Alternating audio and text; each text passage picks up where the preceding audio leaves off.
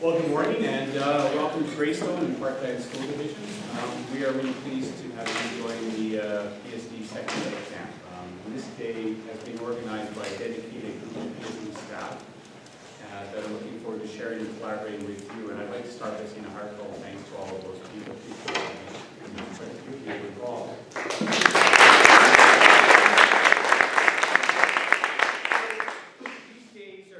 Passionate educators like yourself to collaborate and learn together, truly capitalizing the expertise in the room. After all, the smartest person in the room is the room. These days are all about personalized learning, getting what you need to help you grow and doing what is best for our children. To drive your own learning further, promoting the culture of learning we are embracing in Parkland School Division. Trust you'll make some new connections today. Others will laugh beyond today. The collaboration not limited to today. I know we'll continue into the future. If you leave with even one idea for the upcoming school year, or Monday morning, today will be all individual. I've had the privilege of working with C21 Canadians for 21st Century Learning and Innovation this past year. 21 superintendents across Canada were invited to join what is being called the CEO Academy to look at the future of education in Canada. Recently, Shifting Minds 3.0 Redefining the Learning Landscape in Canada was released by author Penny Milton, former head of the CEA of Canada.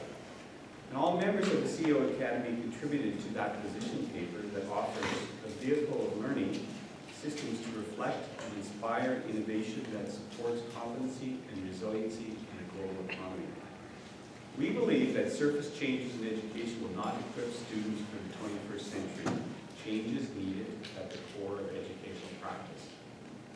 We must ensure we're preparing our students for today's complex, ever-changing world, and so we therefore should ensure competencies such as creativity, innovation, entrepreneurship, critical thinking, collaboration, communication, character, culture and ethical citizenship, and computer and digital technology are effectively implemented across the spectrum of ages and grades in public education in order to prepare students for the unknown world ahead of them. Our work talks about needing an education system that encourages networks of strong, responsive schools with educators collaborating continuously and sharing knowledge both horizontally and vertically. There will be leadership at all levels, which will in turn promote change at the school and classroom level. This work aligns to one of the PSD's goals of universal leadership. This work is about moving away from a traditional approach of teaching and learning to what is a transformative view. And I see your work today, the EdCamp, as a key professional learning opportunity that supports this national work. And just on the side, in November at CAS, when Chris and I will be attending the national conference, or the provincial conference, the second day will be formatted at EdCamp with the superintendents of Alberta. So that's a first for them as well. Collaborating with CEO Academy has been exciting work as we look to the future of education in Canada. Now, a fellow Alberta superintendent is also a member of the CEO Academy. Chris Smeaton is the superintendent for Holy Spirit Catholic School Division in Southern Alberta. Chris is a passionate educator who promotes transformative practices and leadership at all levels in his own division and nationally. And it has been a pleasure to work with Chris in the CEO Academy this past year. He's here to share some of his wisdom and insight as you begin your day of collaboration and learning together. So please help me welcome Chris.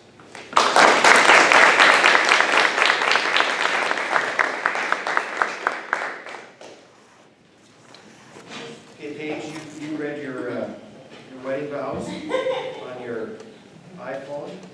32 years ago, we didn't have an iPhone, so I just had to memorize them. It wouldn't have happened. Thanks very much, Tim, and I certainly appreciate being here and having the invitation.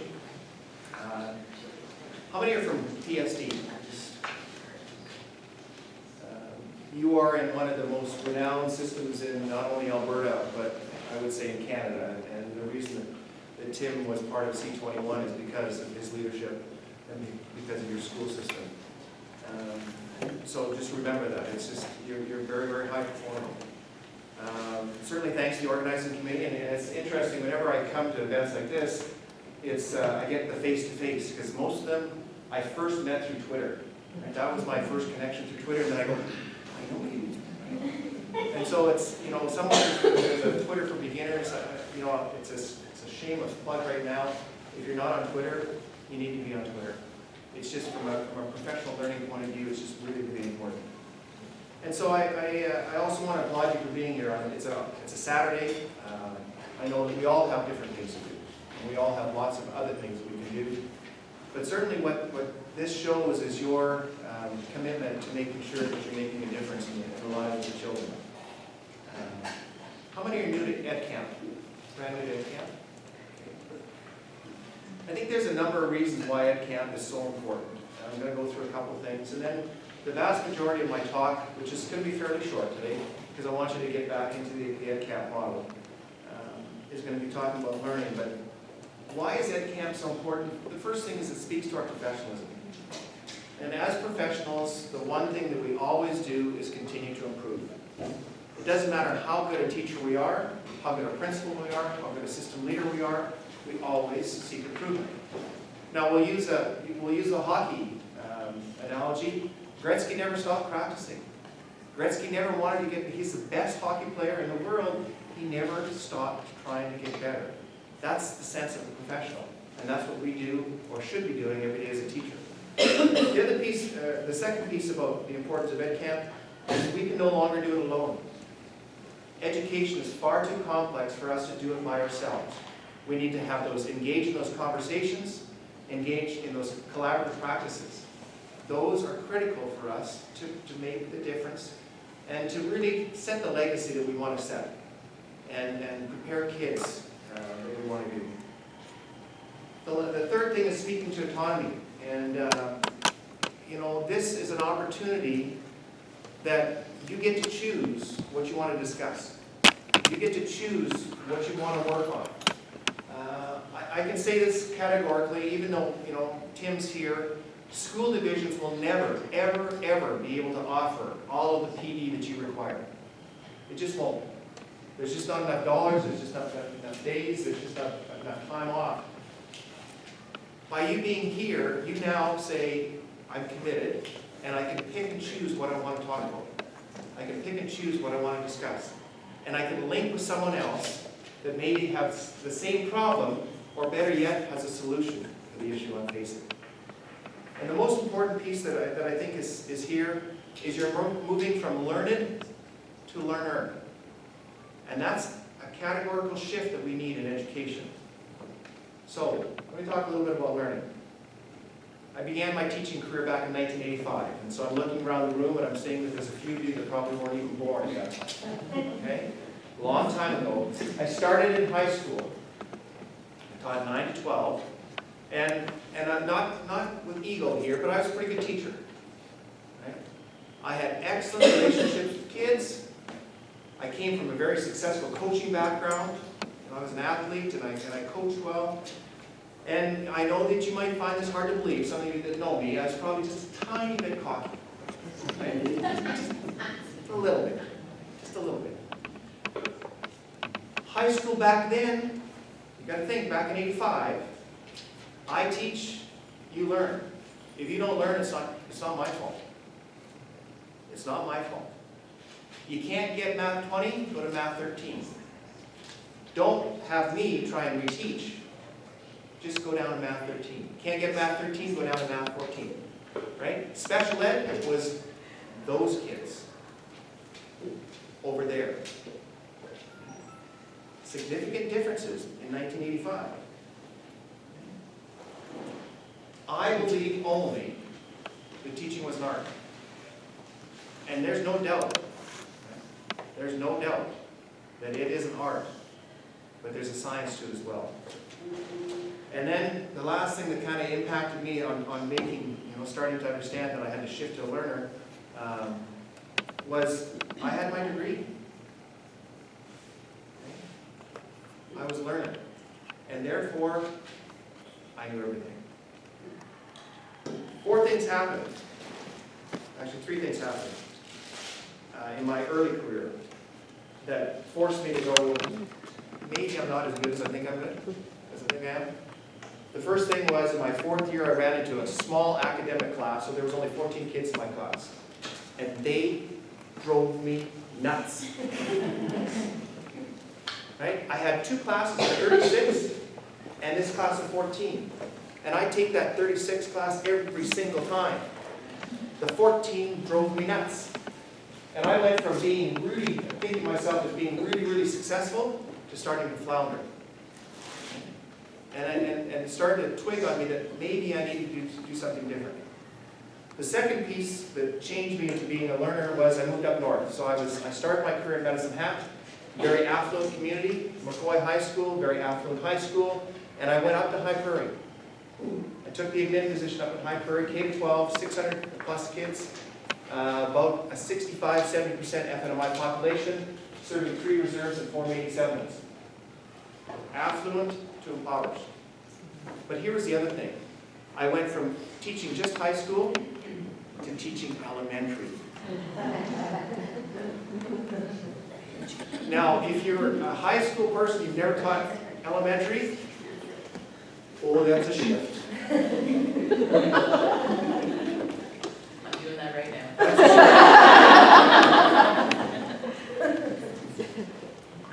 Grade 4 class, writing notes, looking at the kids and they're looking at me. What are you doing? I don't know.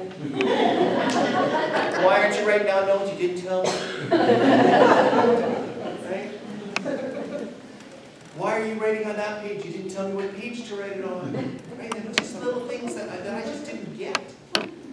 And the third thing, and I tell this story often, and it's not that I don't like my son, because I actually really love my son, but I became a father. And I became a father to a non-compliant kid. Right? Think about that. So here's this, I was a pretty good athlete. I was very disciplined, right? Pretty good student. And then Jordan comes along. And Jordan is exactly like his mother. I can say that because none of you are going to see her today. But very, very different than when I was. And it was, and I'm sad to say, I wish I would have learned a little quicker in his growing up, especially in education. But I did become a learner for that. Let me tell you that we have 2 children. Jordan is soon to be 28. He's going to be and I'll say this right off the bat. He is a successful realtor in Calgary. Right? He is on his 4th BMW. Right? And he started when he was 19. So remember that. Jamie, who was actually supposed to be here, she's in education. She's finishing her 4th year in education at U of A. But her and her husband just bought a new house. And when I finish here today, I'm going to go back there and help them move in. And I'm hoping that I stay here long enough to move in and talk to them. Let me give you some context about Jordan. So I'm an only child. And I'm an only grandchild on one side. So when my wife says, you're the golden boy, you can kind of start to get that piece. Now, Jordan, first grandchild on both sides. Only boy. You think I'm the golden boy? Think about what he was like growing up. In grade 5, I was his principal. Listen to this conversation. Mrs. Smeaton, come and pick up your son, because I'm going to kill him if you don't. I just suspend my own son. Right? There was no vice principal, so it was just me. Now, Jordan is not delinquent, but think about this. He's been in real estate since he's been 19 years old. He had social savvy better than anyone around. Right? To go into real estate at 19 and be as successful as he is. But we don't like that in school. Right? We don't like that. And so consequently, even did the schools that he went to. And so there was a few suspensions that came across our that was the only time I had to suspend. The piece that I want to get across, though, is we have more students who are like Jordan in our classrooms today. And although I said non-compliant, I'm not sure whether that's necessarily true. Because maybe what it is when Pink talks about motivation, purpose, mastery, and autonomy, I'm not sure whether we give kids a lot of that. I'm not sure whether we give kids the opportunity to kind of say, this is what I'd like to learn, and to say it's really purposeful. If the best thing that we can say to kids is, why are you learning this? And our answer is, because it's in the curriculum, that's not good enough. So we have more and more of those students in our classes. And we've got a good system in Alberta. That's the fact of the matter. And yet, 1 in 5 kids don't finish high school. 1 in 5 kids don't finish high school in Alberta. So here's one of the things that I said to our staff and Holy Spirit, and I think it's a really important thing for you to always reflect on. What does adulthood look like for the child who doesn't succeed in school? That 20%, what does it look like for them? Children that don't succeed in school, what are they doing? You know what they're doing, you know where they are, and you know who's paying for them, it's us. So we can either pay now, by being learners and being really strong instructional practitioners, or pay later in terms of the prison system and welfare and everything else. Having a B.Ed or an M.Ed doesn't cut it anymore. It's our starting point. And again, the piece about that is it gives us the learned title. It doesn't give us the learner opportunity. And so when we talk about the future of education, it's just not students that are learners. Our teachers have to be learners. We have to do some things differently so that we are learners. I can retire in 14 months. I'll be 55 and I can retire. I don't think that will happen, okay?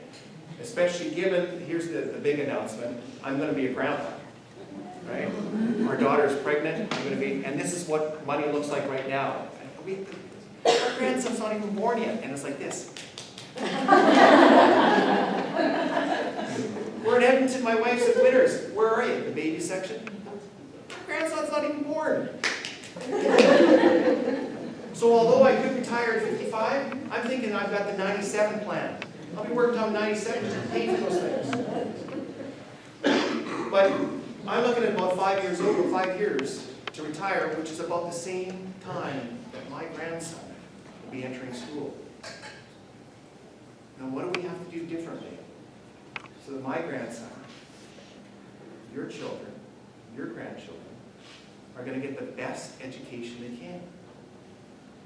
And so I go back to the important piece is we all need to switch from being learned to learners.